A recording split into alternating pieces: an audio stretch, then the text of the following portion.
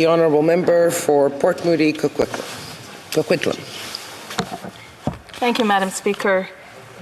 Bill C-7 is an act to amend the Criminal Code on medical assistance in dying, and is one that I believe was written with the intention of providing compassion to those who are suffering to an unfathomable, unbearable degree of pain by allowing a lawful, expedited termination of their suffering and grant access to dignified death.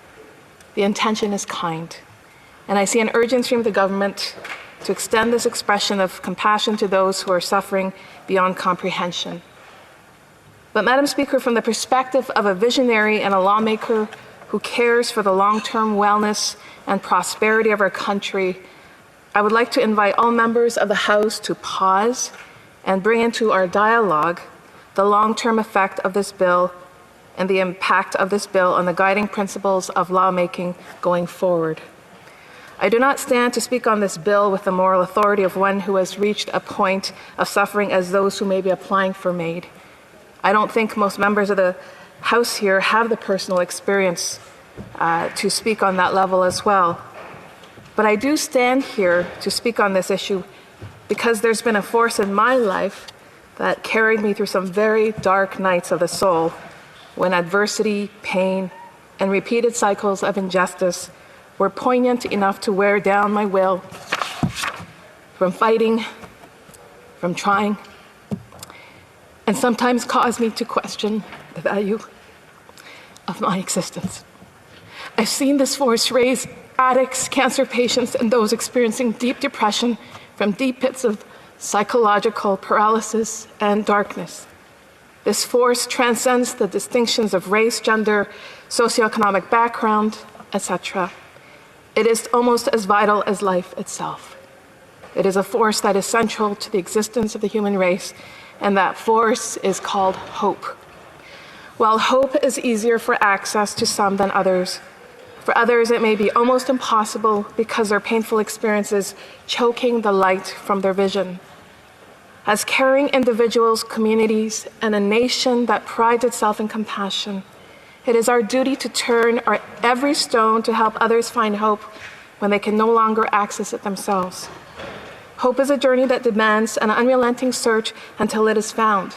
We see it with Terry Fox. He is a national symbol of hope because despite his painful struggle with cancer, he made the sacrifice he made with his cross-country campaign for cancer research because he was in search of hope and giving that hope to others.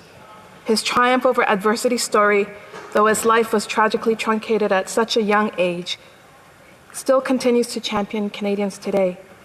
As Canadians respond by revering him as a national hero because we value hope, and we've seen the power of hope that compelled Terry to pass the finish line of his last breath. We see hope whenever we see Team Canada send their Paralympians to the Olympics. Many of them have overcome deep physical, emotional, and mental suffering. Their focus, discipline, and excellence have helped them to overcome their challenges. Our nation is built on a foundation that values the sustenance of life and the right to prosper. We invest millions of dollars every year on first responders, medical services, infrastructure, and laws to protect the survival, sustenance, and prosperity of the people. But expediting the administration of death is counterintuitive to the inner reach for hope in the human condition.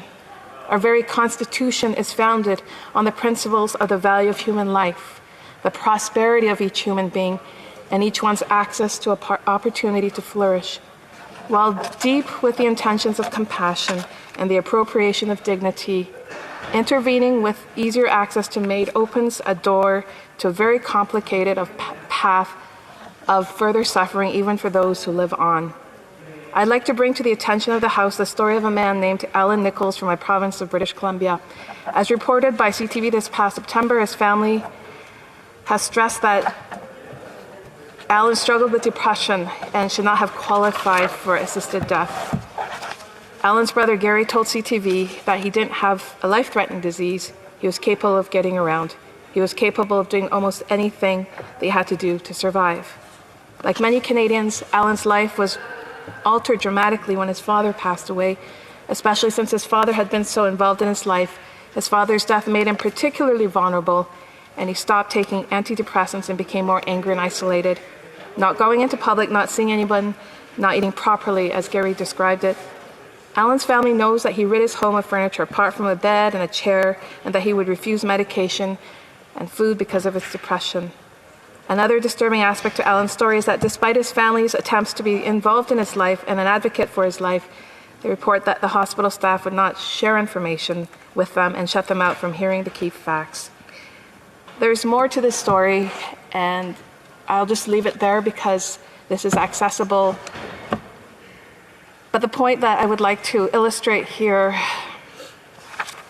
is that this is a very complicated issue, and it's one that touches on the chord of something that is so deep and necessary to our existence and to our country, and that is hope.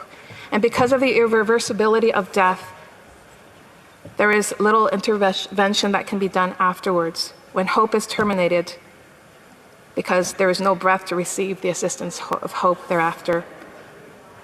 So rather than be in a rush to legislate this bill, I believe we should focus on tackling things like the epidemic of suicide among the First Nations communities, among the youth, or giving Canadians better access to mental health care, so that Canadians will have greater access to hope when faced with situations of suffering as those who are suffering so much that they would consider made.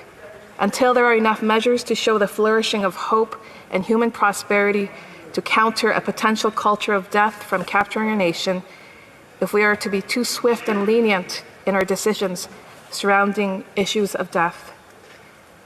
It pains me to watch others to suffer, but it also pains me to think that as lawmakers, our focus is on expediting access to death rather than expediting access to hope. Madam Speaker, my statement in the House today is to inspire all members of the House to not only consider the dignity of the suffering who are seeking their release through death, but the dignity of existence and human prosperity for the long term. Removing the mandatory 10-day waiting period reduces protections for vulnerable members of society. The government's original legislation, Bill C-14, went through extensive consultation. It is scheduled for parliamentary review this summer, and I would ask the Liberal government to respect the process and allot the review to proceed rather than rush this very sensitive and complex issue into legislation. Let's give this time, because death is irreversible. And Madam Speaker, I've decided to look at this bill through a filter of hope and preserving the culture of hope as being a force that guides the laws we make not only today, but for decades and centuries to come. Therefore, I stand today in the name of hope and invite my colleagues across all aisles to examine this bill through the lenses of hope and preserving hope in our country. Thank you.